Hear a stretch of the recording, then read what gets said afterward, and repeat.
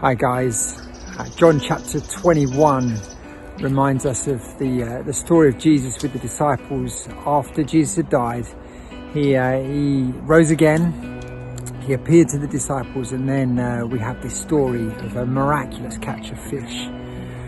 The disciples had decided that they were going to go back out fishing again, and they set off into the middle of the lake and spent all night fishing.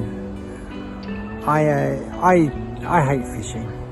I've never been a fisherman of any kind. I remember a time when my younger brother, he decided he was going to go fishing, and he wanted to take me along for the ride. And he managed to convince me that it was going to be a great experience, that it would be relaxing, we'd have fun.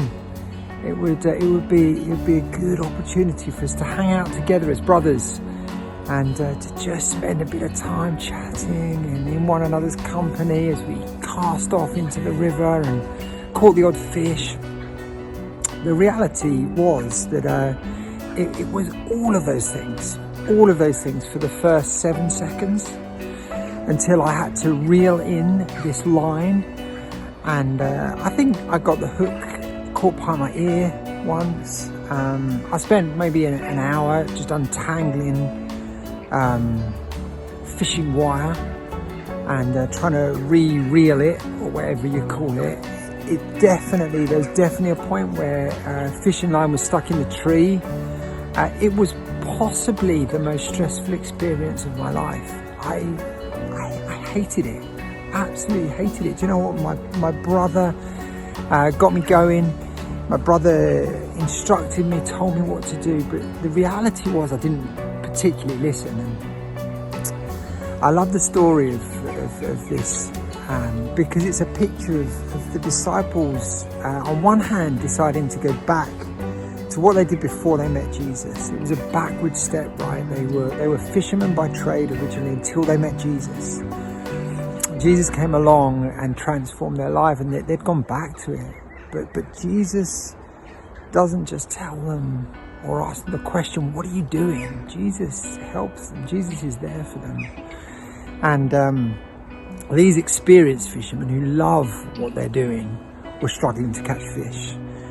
They were not doing well. They were not coping. But Jesus came to them and they saw him. And Jesus instructed them. Jesus said, right, throw your nets over the other side. And so they did. They threw their nets over the other side and they caught an amazing amount of fish. And I think there's some lessons for us to learn in this story. There's a lesson of obedience, isn't there? There's a huge lesson of making that choice to listen to the voice of Jesus, to the one who really knows. Now, arguably, you could have said in that scenario, the disciples were the one that knew. They were the fishermen.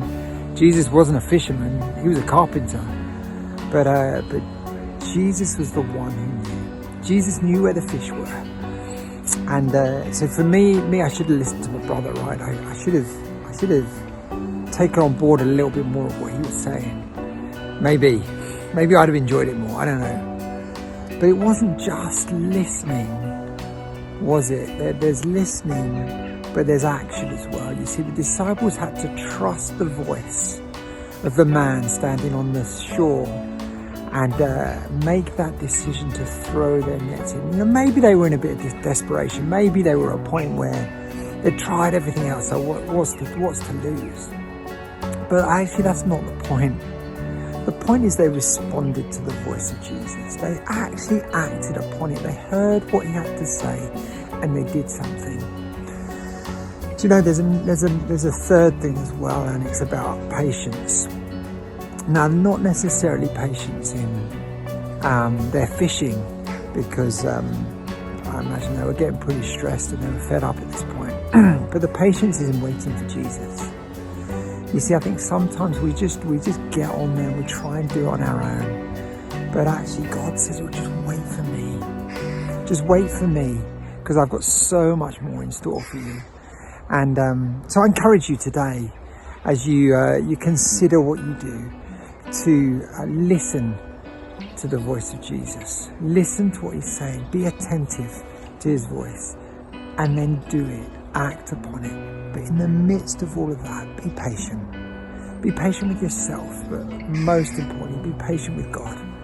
He's got this, and he's got great plans for you, and he wants to bless you. He wants to bless you with a multitude of fish, but we have to be willing to listen, and we have to be willing to do something about it.